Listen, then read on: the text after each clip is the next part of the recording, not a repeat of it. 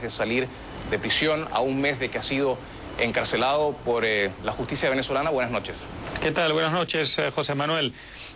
No, yo pienso que no. Yo pienso que el régimen dictatorial de Maduro ha tomado una decisión, básicamente de huir hacia adelante, de desafiar a la opinión pública latinoamericana, internacional en general, y de fortalecer en la medida de lo posible el aparato represivo y el aspecto represivo en general del régimen para tratar de garantizar la perpetuidad a cualquier costo. Si él cede en este momento, si libera a Leopoldo López, evidentemente Leopoldo saldrá de allí convertido en un gran héroe nacional con una capacidad de movilizar a la ciudadanía aún mayor de la que ya tiene desde la cárcel, y este es un cálculo que no solamente hace él, Maduro, sino también el aparato político cubano que está detrás de él y que le presta una asesoría muy cercana no solo a él, sino al aparato represivo venezolano. No hay que olvidar que ese aparato represivo, incluyendo la Guardia Nacional Bolivariana, ha sido montado básicamente a partir de un diseño que es de tipo cubano. Así que si uno piensa en una lógica esencialmente cubana, es muy difícil prever la posibilidad de que a Leopoldo lo puedan soltar. Dicho esto, desde luego, creo que la consecuencia de eso va a ser seguir exacerbando los ánimos y las pasiones y mantener a la gente en la calle. La gente lleva ya mucho más en la calle de lo que probablemente Maduro calculó, ¿no?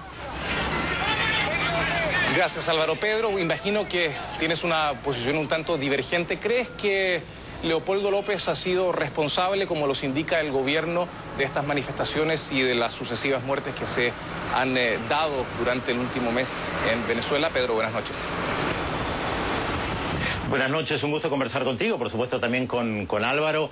Yo no sé cuál es la medida, la responsabilidad directa de Leopoldo López en cada uno de los enfrentamientos. Sí me queda claro que el objetivo de Leopoldo López y de la oposición venezolana, no sé si en su conjunto, no sé hasta qué punto Enrique Capriles formaba parte, pero el objetivo era derrocar al gobierno de Nicolás Maduro. Es muy interesante lo que nosotros escuchamos cuando hablaba Lilian Tantori, la carta que ella leyó, hablaba de dictadura en Venezuela. Frente a una dictadura, por supuesto, cualquier método es posible para derrocarlo, y utilizó la frase "la salida", que fue uno de los elementos centrales que utilizó la oposición cuando comenzó con esta serie de manifestaciones. El objetivo clarísimo de la oposición fue derrocar al gobierno de Nicolás Maduro, a pesar de que vienen perdiendo una tras otra todas las elecciones que se fueron dando en 2012, cuando todavía estaba Hugo Chávez, y en 2013 las dos elecciones que se realizaron. Creo que el problema que tiene la oposición en Venezuela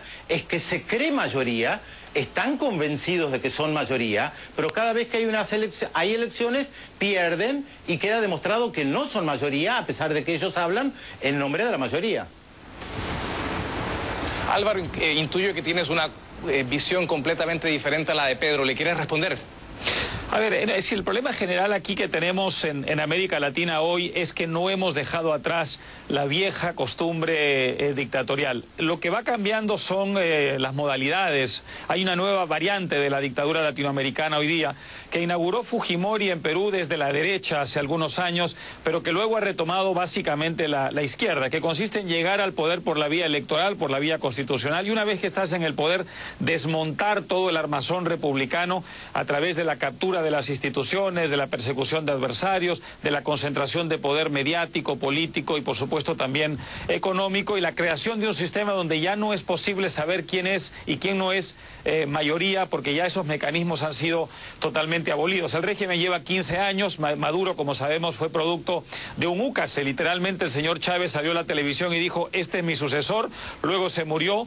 Resulta que se saltaron a la torera la Constitución, que preveía que el presidente de la Asamblea Nacional tenía que asumir el mando. Dijeron: no, vamos a llevar al señor Maduro al poder, y luego desde el poder Maduro organizó una elección para sí mismo en unas condiciones verdaderamente aberrantes, donde ya la libertad de expresión había sido básicamente avasallada, donde había un Consejo Nacional Electoral, que es el ente encargado de supervisar las elecciones, que tiene una apabullante mayoría de gente del chavismo, y en unas condiciones además donde también había una intimidación constante contra todo aquel que se opusiera. Estos motorizados famosos que vemos ahora por las calles de Venezuela reprimiendo, matando, torturando gente, en realidad forman parte de un diseño que lleva ya muchos años y han actuado de una manera muy constante en todos los procesos electorales. Yo recuerdo haber estado en Caracas varias veces y haber visto a Globovisión, por entonces todavía un medio de comunicación independiente, rodeado de esta gente cuya única función era intimidarlo, ¿no? Entonces, aunque yo sí creo que es cierto que el régimen ha gozado de una popularidad, creo que sería cegarse, negar que ha habido una popularidad importante. Los regímenes populistas suelen tenerlos, los regímenes dictatoriales suelen tenerlos. Pinochet fue un régimen popular, Franco fue un régimen popular, en fin. Desgraciadamente el autoritarismo goza durante un buen tiempo de un cierto nivel de soporte popular, pero yo sí creo que hoy las condiciones en Venezuela están dadas para que en una elección mínimamente libre la oposición derrote al gobierno. El problema es que ya no es posible una elección de esa naturaleza y por eso ellos han buscado, y termino rápidamente con esto, han buscado lo que llaman la salida, que no es el derrocamiento violento y sangriento, sino básicamente una forma de presión a través de la resistencia civil, que es una vieja fórmula pacífica contra regímenes autoritarios, para forzar al gobierno a negociar una salida. Esa sería la fórmula ideal para Venezuela, ¿no?